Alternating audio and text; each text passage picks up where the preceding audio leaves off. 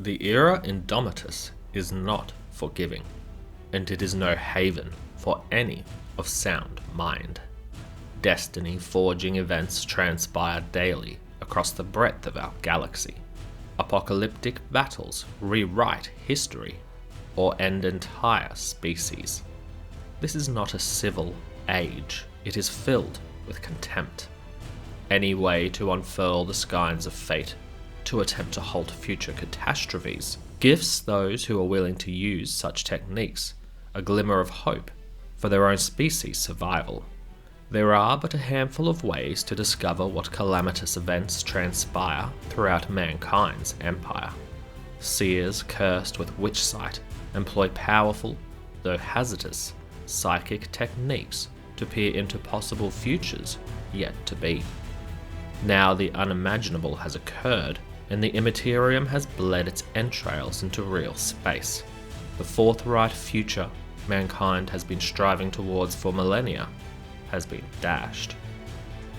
Winds of raw chaos energy, invisible to the eyes of the ungifted, roar through every corner of the galaxy, naked power binding with a new generation of mankind, twisting the skeins of fate into ever more distorted, myriad possibilities. On a backwater planet, in a united kingdom, there exists a secretive brotherhood who practice the art of prognostication, putting pen to parchment, recording prophecies of events either yet to occur or which explain past mysteries.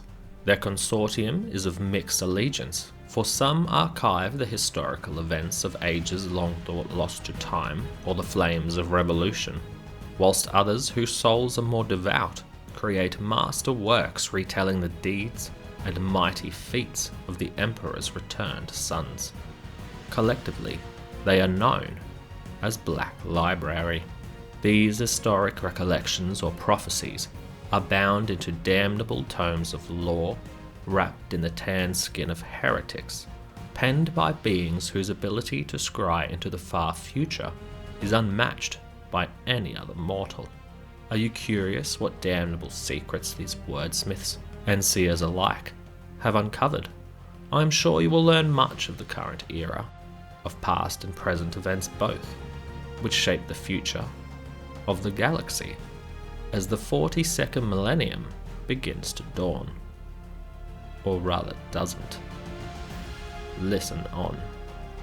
These opening events we will discuss are incredibly influential, determining the fate of all the galaxy species, native or no. As such, I will recall upon this vidlog as my opening statement that it must have been an especially powerful magus, or combination of several practitioners within that Black Library, who have formed this account. Often some new discovery or actualization of an enlightened vision paves the way for a new age. Outwardly, it would appear our current era, that of Indomitus, was an exception. The return of the avenging sun, foreshadowed by galaxy-spanning tears in real space, birthing hordes of hell creatures too numerous to count. As is so often the case in life's more insurmountable challenges, you may find that salvation for our species was similarly brought about by the same events which threaten to eradicate it.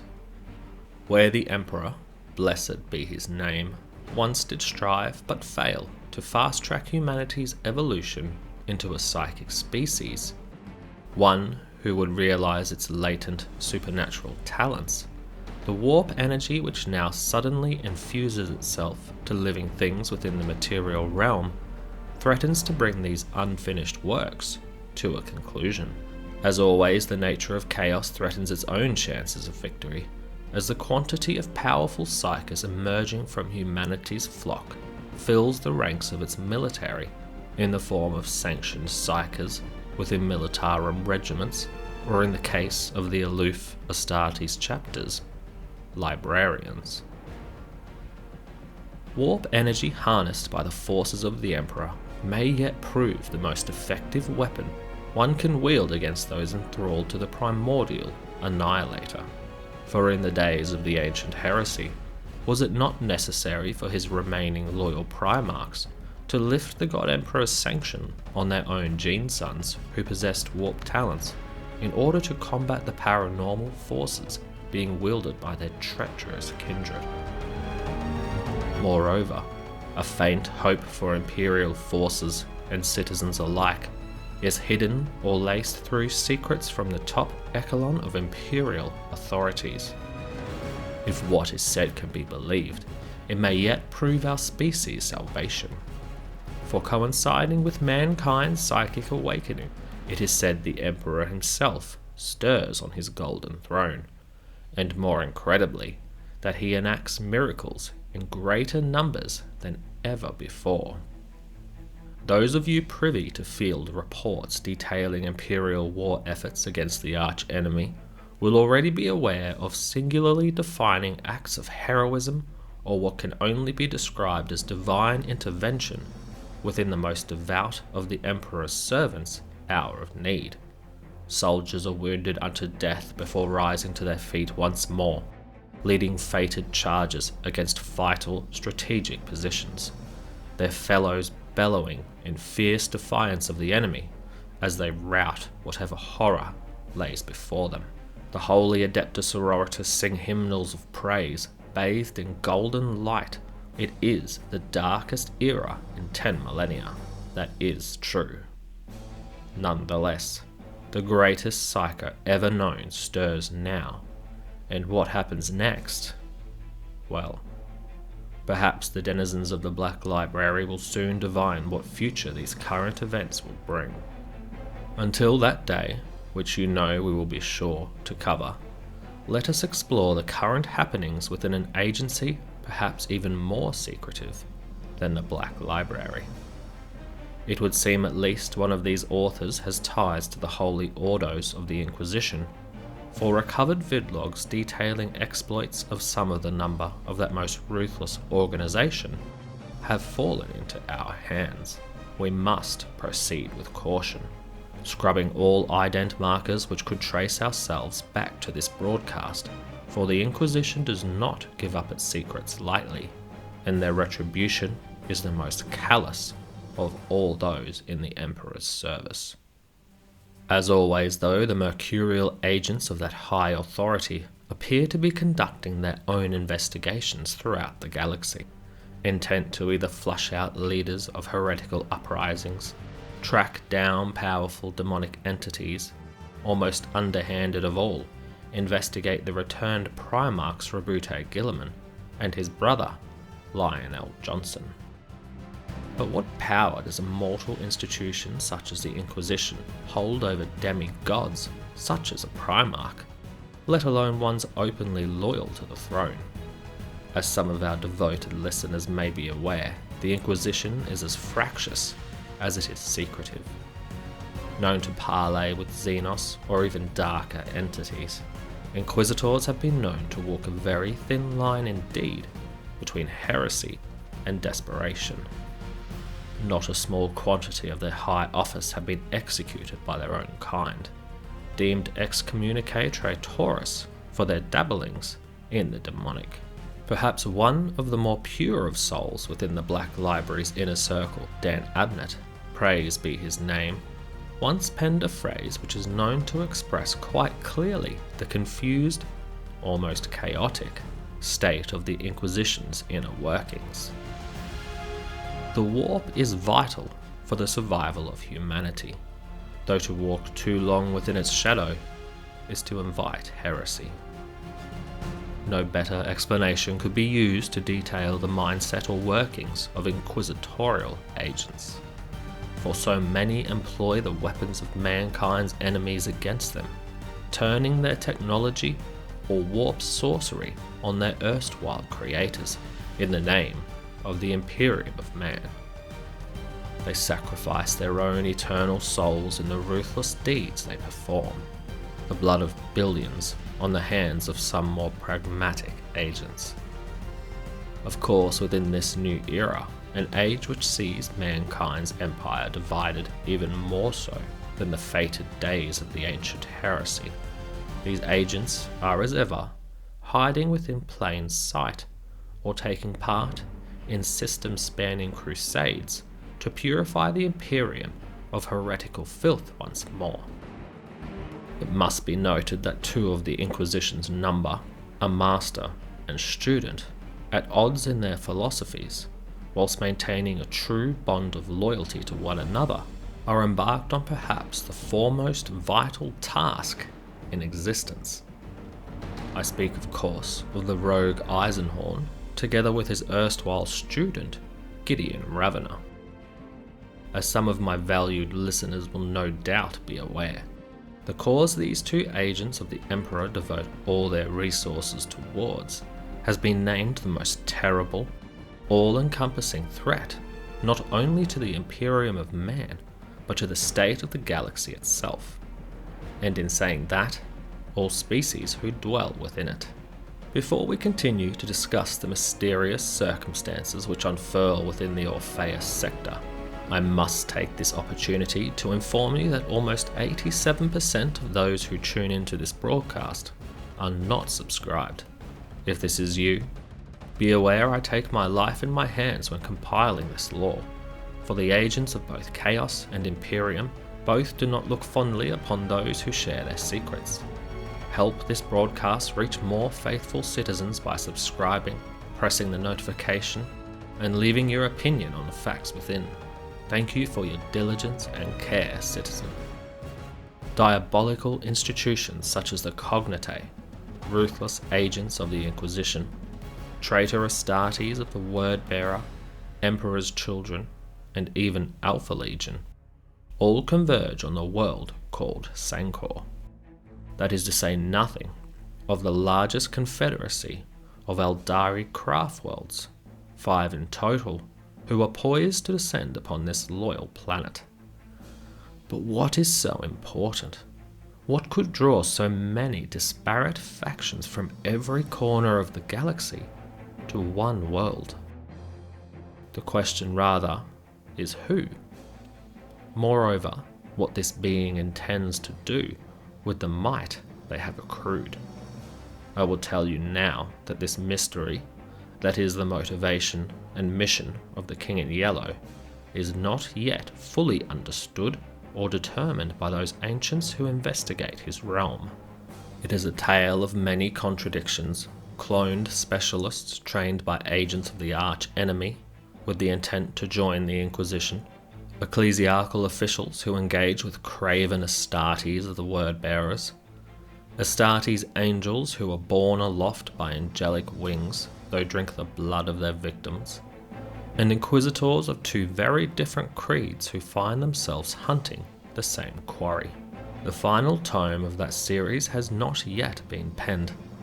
There is no seer powerful enough to pierce the veil of secrecy which confounds those who wish to learn more of the King in Yellow. Be assured though, this coming week we will detail all there is to know of import into this tale. Should my listeners possess the necessary authorization and indeed strength of spirit, you may well be aware that each of the Chaos Gods themselves have turned their diabolical attention to the realm of real space. Countless skulls have been claimed by Khorne's legions in recent years. Dark champions whose names strike fear into the most stalwart heroes lead the Blood God's followers in what has been termed the Blood Crusade. Otherworldly beasts such as Kabanda, mightiest and most favoured of Khorne's servants, or Skarbrand the Exile, amass demonic legions, at last freed again unto real space. The Red Angel Angron, or the betrayer Khan himself, draw their legion to them, in never-before-seen numbers, as the World Eater's legion marches on the galaxy. The god of war and blood has displayed his power, unleashing his servants throughout the material realm, tasking them to make bloody war on all. In what is one of the most recent damnable tomes to be published by the at times malignant Black Library, we have learnt that many a loyal Imperial servant has been corrupted by the palpable rage generated by the murder curse. Mortal militarum soldiery, Primaris Astartes, even devout sisters of battle, have been born anew in blood, as the bounds of their sanity were pushed unto breaking by Khorne's rage. Now, vast numbers of savage warriors, enhanced by the bioscience and resources of the Imperium itself, have joined the numberless armies of devoted warriors in the Blood God's service. The opportunity for the Four to enact more closely their plans in real space has not only been realized by Khorne, however. The great game itself is now played out across immaterium and real space both. Numberless hordes of beasts clash on worlds, each one a manifestation of their parent deity's will. The very soil of these planets revile the presence of these Neverborn, decaying into diseased forests or bubbling oceans which slowly reach boiling point before turning into hot, thick blood. These beings are fickle though, and they jealously covet what their opposite numbers possess. And so it is told that when the god of disease and pestilence secured his own territory in Ultramar, called the Scourge Stars, Khorne, Tzeentch, and the youngest chaos god, Slaanesh, would all make their own plans to dash the planets of that system, robbing Nurgle of its power here. It may also surprise our valued listeners to know that this most recent of demonic war zones takes place within Ultramar, close to the ultramarine homeworld of Macragge. Though, as we have discussed in recent vidlogs, Rabute Guilliman must surely regroup at Terra in an effort to stem the tide of Tyranids who form High Fleet Leviathan to the galactic west. I know not of any who could predict the outcome of this most terrible of supernatural wars. One consolation is evident though. Whilst the deities of chaos pay close attention to the events unfolding within the Scourge Stars, their attentions are at least drawn from elsewhere. There exists a sacred warrior fellowship whose brotherhood was founded some 8 millennia ago, during a time of desperation, if not the Imperium's imminent annihilation. Since the War of the Beast in mid-M32, their expertise has been utilised to address many varied Xenos threats, a task which in recent years has become almost a slow countdown to ultimate extinction. For as great as their skill set and bravery is, their numbers dwindle in the face of an Imperium in turmoil. I refer now to the Death Watch. One must be diligent when assessing the many and varied threats which are arrayed against not only the Imperium, but mankind as a species. The primordial annihilator is as ever considered first and foremost the greatest threat to our species' ongoing survival. It must be reflected upon, though, that in recent years the magnitude of threat that Chaos poses compared to other enemies of mankind may very well have changed. Not only is the galaxy caught in the jaws of an encroaching Tyranid intergalactic invasion, but an ancient evil has begun to stir. One whose technology surpasses even that of the Eldari, and whose cold, calculating nature is even more alien than the ravenous hunger displayed by the Tyranids. Those archaeoxenologists who at times are also known to collaborate with the revered Adeptus Mechanicus to investigate Xenos burial complexes, theorize that, whilst the imperial calendar edges closer to the 42nd millennium, a truly ancient threat stirs once more to claim what was once their empire. It is theorized that the Necron race are even more ancient than the Eldari, and from observations and reports in field, they may also be far more numerous. Whilst in the preceding centuries, very few confirmed reports of clashes with tomb ships or Necron armies were scattered at best, they have increased 100-fold, though the skeins of fate have not yet coalesced into a discernible future. Some of the brightest tactical minds within the Imperium see the value in the aid the famed Death Watch Astartes can offer in this regard. Timing could not be worse, however, as with the splitting of the galaxy, Each Astartes chapter is hard-pressed patrolling their own void territories, let alone contributing brothers to serve the long vigil. Reinforcements in the form of Primaris Marines have thankfully been received. However, as soon as this boon was gifted, they were assigned duties and deployed across a galaxy in need. In Octarius especially, where a self-perpetuating war of colossal magnitude between an innumerable Tyranid horde and Orc empire threatens to overrun surrounding systems, it is known Orcs thrive on conflict. Wherever a good fight is to be found, thousands if not millions of greenskins flock to join in the sport. Whilst the Tyranid menace, never a thing which can be taken lightly, feeds on wave after wave of Orcs, there appears yet no end in sight. The Deathwatch require urgent aid, lest both Xenos breeds reach critical mass. If you have listened to both my tales of doom this last fortnight, those of you who possess that sickening trait of optimism may be left still with some hope, doom-laden as the future may well be. However, I have one last tale sure to dash the last modicum of some possible prosperous future from the very depths of your soul. You will understand there is no hope for the galaxy that is. A tale of events which until now have been shrouded in such mystery and wonder that they have passed into legend for most. Next week, join us as we discuss the otherworldly empire of the King in Yellow. Subscribe to this broadcast so you don't miss out. Thank you so much for listening, guys. I really appreciate your recent comments expressing your love for the content and the lore.